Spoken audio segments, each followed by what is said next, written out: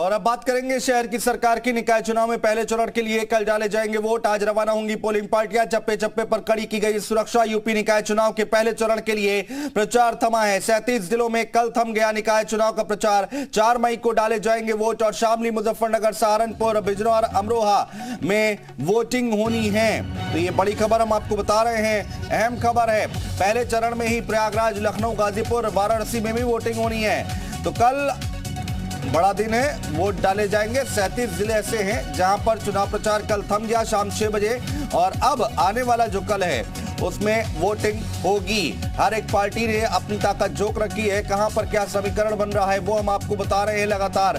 फिलहाल आपको बता दें कि 37 जिले ऐसे हैं जहां पर वोट डाले जाने हैं। चुनाव प्रचार जिस पर रोक लग गई है अब, क्योंकि कल वोटिंग होनी है और आज पोलिंग पार्टियां रवाना हुई हैं। चप्पे चप्पे पर कड़ी सुरक्षा की गई है।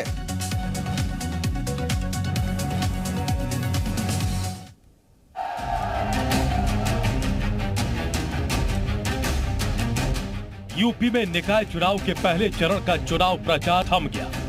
पहले चरण में 4 मई को 37 जिलों में वोटिंग होगी। शाम 6 बजे चुनाव प्रचार खत्म होने तक सभी दलों ने पूरी ताकत लगा दी। निकाय चुनाव का पहला चरण काफी अहम माना जा रहा है, क्योंकि निकाय चुनाव के पहले चरण में 2 दर्जन मंत्रियों की साख दांव पर है। सीएम योगी के निर्वाचन क्षेत्र गोरखपुर में भी पहले ही चरण में वोटिंग है।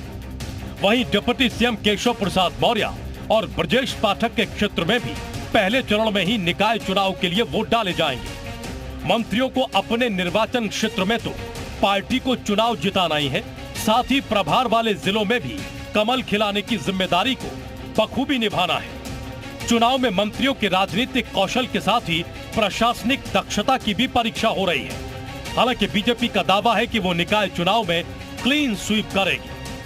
51% वोट हम लोकसभा के चुनाव में पहले प्राप्त कर चुके हैं। हमारा टारगेट है कि हम अपने पिछले रिकॉर्ड को तोड़ करके उससे ज्यादा मत प्रतिशत प्राप्त करें और निकाय में नगर पालिकाएं हो, नगर पंचायतें हो या मेयर पार्षद के चुनाव हो, सभी जगहों पर भगवा फहर लहराएं, कमल का फूल खिलाएं। वहीं सपा मुखिया अखिलेश यादव की मंशा यूपी की कई मेयर सीटों पर अपने प्रत्याशियों को जिताने की है। बीते 16 सालों से सपा यूपी की किसी सीट पर अपना मेयर नहीं जिता पाई है।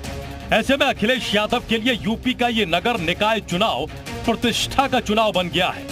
अखिलेश यादव को भी ये पता है कि निकाय चुनाव में बीजेपी और योगी सरकार का चला आ रहा जीत का सिलसिला रोक पाना आसान काम नहीं है, लेकिन अखिलेश यादव बीजेपी को मात देने के लिए पूरी कोशिश कर रहे हैं। समाजवादी पार्टी इस चुनाव को जीतने का काम करेगी। जब 4 तारीख को पहले चरण की पोलिंग होगी तो जनता भारतीय जनता पार्टी को हराने का काम करेगी। सभी दल निकाय चुनाव को लोकसभा चुनाव का सेमीफाइनल मान रहे हैं, लिहाजा प्रचार भी जोर शोर से हो रहा है। हालांकि निकाय चुनाव में मुख्य मुकाबला सपा और बीजेपी के बीच ही है। ऐसे में अब 4 मई को उत्तर प्रदेश में पहले चरण के लिए मतदान हो रहा है। इस दौरान तमाम राजनीतिक दलों ने अपनी अपनी जीत का दावा किया है। कुल 37 जिलों में होने वाले इस मतदान पर सभी राजनीतिक दलों की नजरें बनी हुई हैं।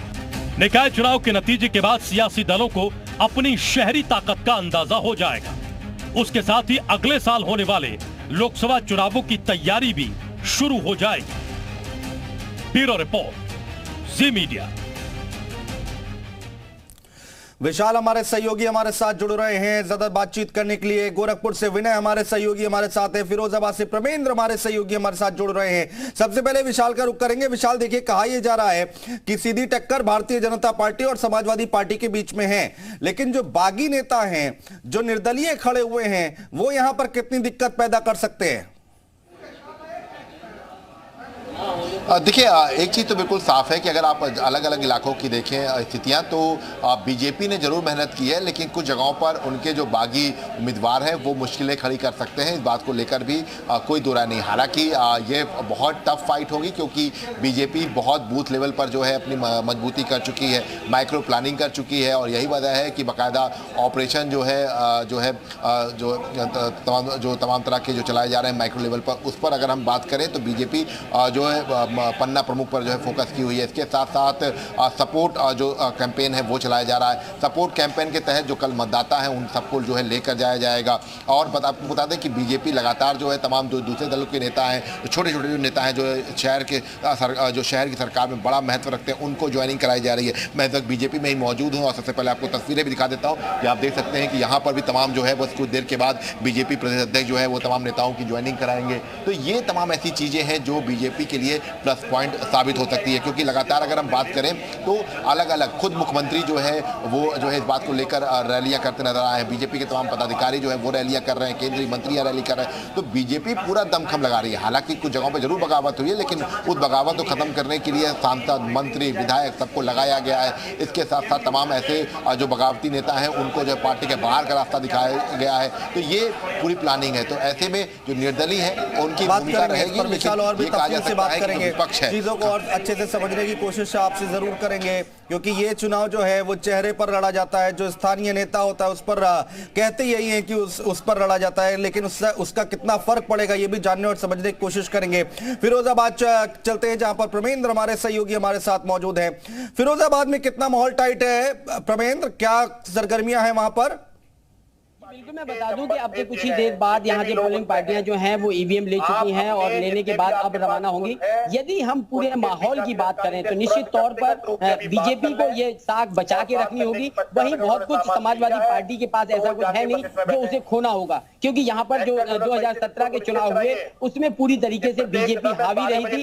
मेयर का चुनाव पहली बार ये मेयर बना था, पद बना था, नगर निगम बना था, उसके बाद ये चुनाव हुआ था और यहाँ से नूतन राठौर पहली बार बीजेपी की मेयर बनकर गई थी। तो निश्चित तौर पर, क्योंकि बीजेपी ने यदि बात करें तो बीजेपी के मुख्यमंत्री योगी आदित्यनाथ यहां सभा करने आए थे। जितनी गंभीरता से बीजेपी ने इस पूरे नगर के चुनाव को लिया है, शायद और जो पार्टियां हैं, चाहे हम बहुजन समाजवादी पार्टी की बात करें, चाहे समाजवादी पार्टी की बात करें, क्योंकि समाजवादी पार्टी का गढ़ रहा है, उसके बावजूद भी यदि अखिलेश जी को छोड़ दिया जाए, ये कहा जाए कि नहीं आए थे, लेकिन उनके जो छोटे नेता भी हैं, चाहे वो जो इनके महासचिव हैं प्रोफेसर राम गोपाल हैं या शिवपाल हैं, वो भी इस अपने गढ़ में नहीं, जिसे अपना वो गढ़ मानते हैं, वहां एक भी दिन किसी भी प्रत्याशी के लिए प्रचार करने नहीं आए। लेकिन इस पूरे माहौल में अगर कि हम देखा जाए तो कहीं ना कहीं त्रिकोणीय मुकाबला है, जो बीजेपी के लिए एक चिंता की विषय है। जो बागी हैं, यदि हम मेयर सीट की बात करें तो यहाँ रंजना गुप्ता जो है वो यहाँ पर क्या बोलते हैं, उज्जवल गुप्ता सॉरी हैं, जो बीजेपी के लिए थोड़ी सी दांत की किरकिरी बनी हुई है, क्योंकि उन्होंने टिकट। ठीक है प्रमेंद्र रैया, हम हमारे साथ आगे भी आपसे बातचीत जारी रखेंगे, चर्चा